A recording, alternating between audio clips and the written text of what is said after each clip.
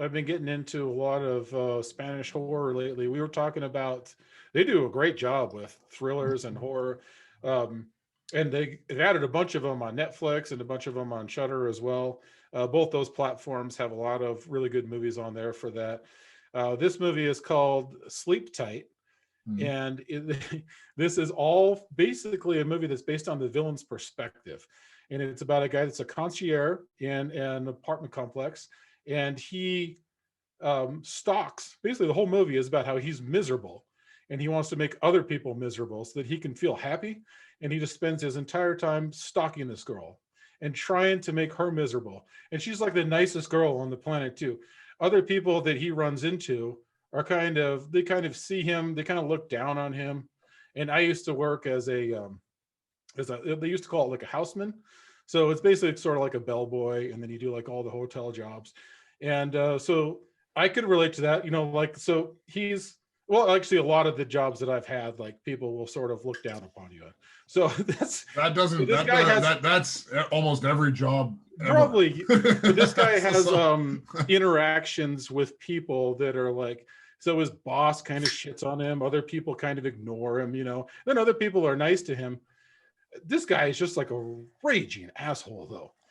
yeah. But you do kind of feel sad for him, but he's like just a complete asshole. And he stalks this girl and just drives her crazy. He hides under her bed, he drugs her. And what is weird is that you do feel you don't feel sympathy for this guy, but you feel a little sad for him that he's so miserable.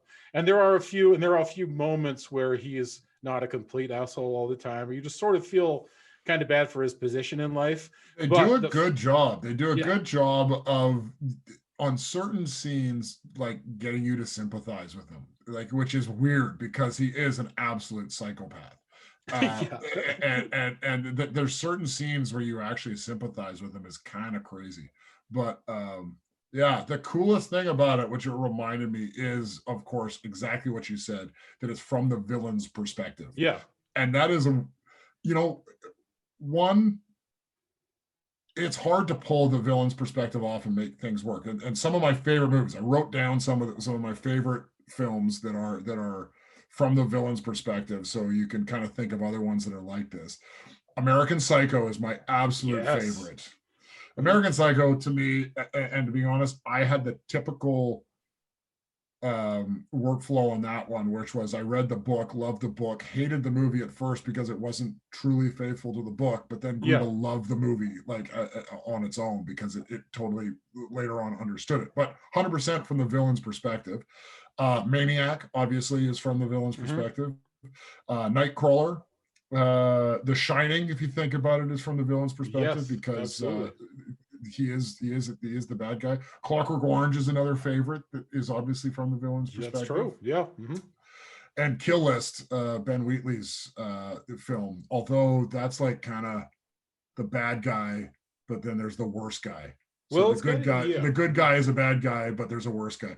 But Yeah. those are some ideas, and what I there's a problem. Like I think it takes a very skilled screenwriter to come up with a story that's from the villain's perspective, because if you think about it, you're following his character arc, right? Like, so you got to do those classic plot points about the villain, and so clearly the villain's low point, entering the third act is going to be the good people's, where they're actually feeling like things are going to be okay, but Yeah. in the end the villain's got to win, which means it's not really a happy ending. And I That's think true. if you Yeah. look at most of these films, Mhm. it's exactly that, unless it's Well, a it's not tragic happy for ending. the villain either, usually at the end of these. And that's sort of how it kind of balances out a little bit. Like Jack Nicholson does not win against the ghost in The Shining, and he becomes part No, of the maze at the end and freezes to death. no, and I'm trying to remember the end of Maniac. The original version with Joe Oh, Spinell, or the original, not the remake with remake, Elijah Wood. not the remake. But I'm trying to remember. It doesn't end well for him, but he gets away with it, like American Psycho, What's doesn't he? weird is that, like, Joe Spinell is this big slothy guy, and then they did the remake with like a really With thin Elijah guy, Wood. like Elijah Wood. Yeah, this is bizarre. Actually, I uh, like both versions quite a bit. Yeah, but that is the really cool thing about Sleep Tight. I you rarely get it, and that's what I took from it when after watching it. I was like, oh man, I love a villain's perspective. I mean, because there's other ways you could actually take this to another level. Like realistically, Nightmare on Elm Street, Friday the 13th, some of the typical 80s slasher films. Yeah. Not that they're from the villain's perspective, but the villain's kind of the hero. But those Yeah. are different. That's totally different. Because it's funny if you think about those films in the first, like in Friday the 13th Part 1 or the original Nightmare on Elm Street, you're rooting for the hero, but it's Yeah. only in sequels that all of a Yeah, sudden and you're like, sequels will, when Freddy started to become popular, so A Nightmare on Elm Street started as being terrifying, yeah, especially since it was based on those real things that happened with the sleep studies of people that died and whatnot.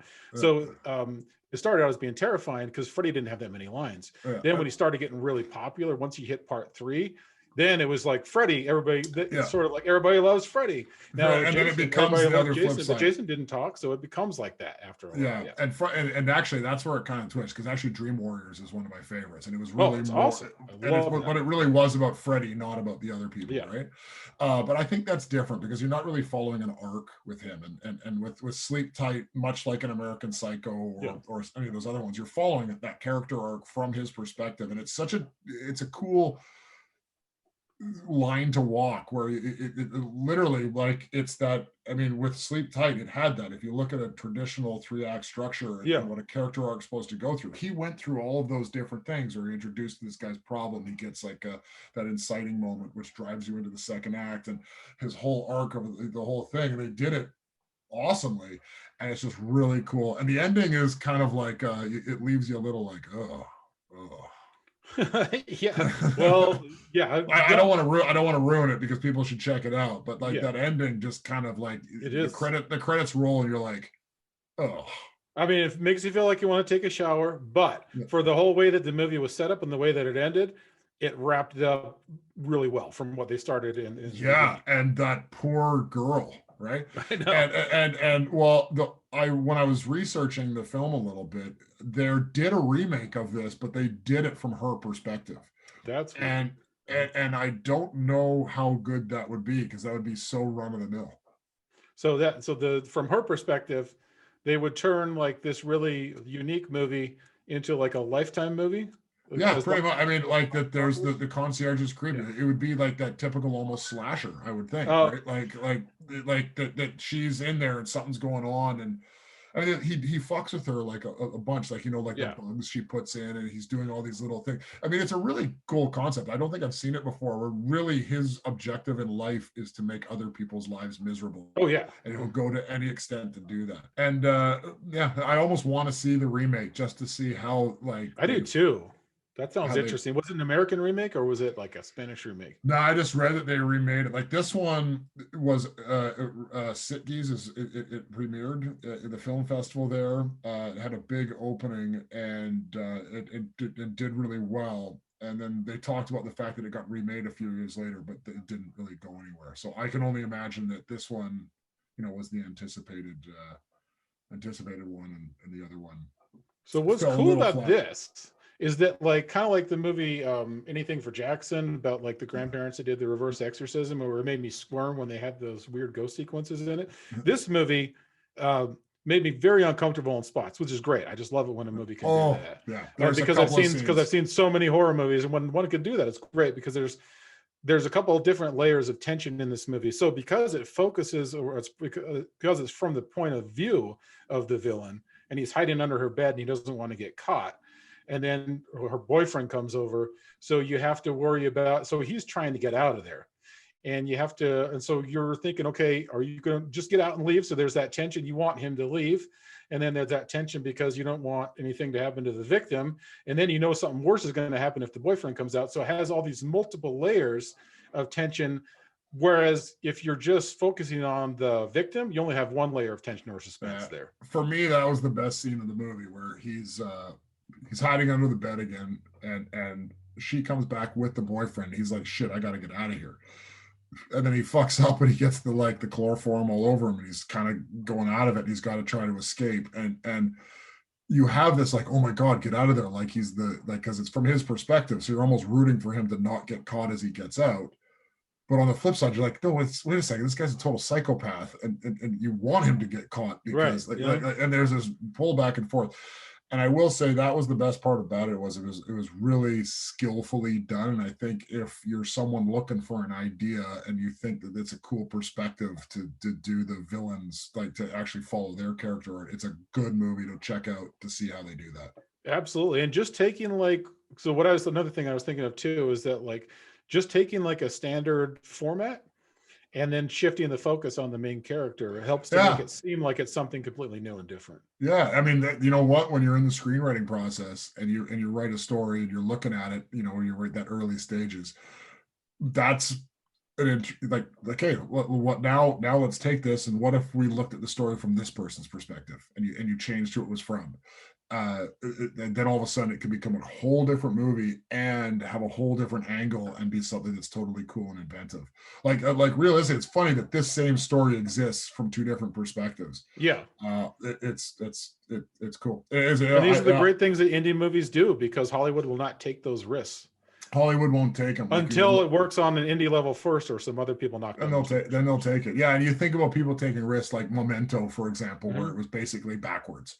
Like, I don't think a big budget's going to take a risk like that, but you know, they did. And I think to do it from his perspective and actually even thinking about it further, like Maniac and Nightcrawler and stuff, you are looking like you sympathize in The Shining, you sympathize with Jack, right? Like, yeah, because you can see what he's going through.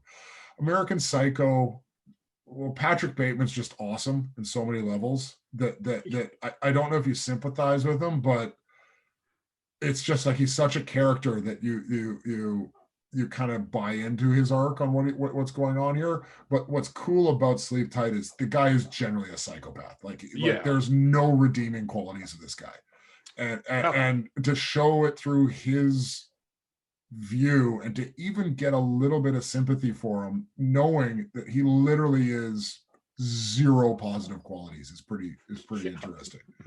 Like, now I think about it, there's zero positive qualities. Like his fucking mom, who's dying in a hospital, he's telling her these horrifying things and she's crying because he's her son. Yeah. And it's like, exactly. And I think that's why that scene was even in there, was just to basically be like, not even this guy's mom likes this guy. Like, he's just an utter psychopath. Anyhow, that one's definitely worth checking out.